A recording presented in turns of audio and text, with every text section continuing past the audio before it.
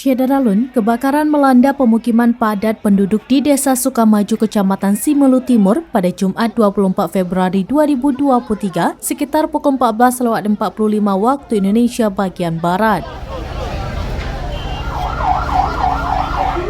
Kalak BPBD Simelu, Zulfadli mengatakan sebanyak 12 unit rumah warga terbakar dalam musibah itu dengan rincian sebanyak 4 unit rusak berat dan 8 unit rusak ringan.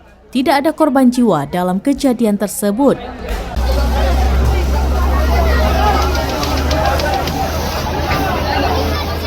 Sebanyak 4 mobil pemadam ditambah 1 unit mobil pemadam TNI Angkatan Laut Simelu dikerahkan memadamkan api dibantu masyarakat dan TNI Polri di Simelu.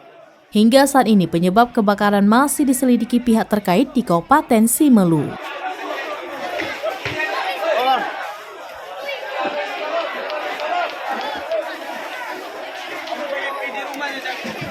Dari Simelu, Sari Mulyasno, Serambinews.com.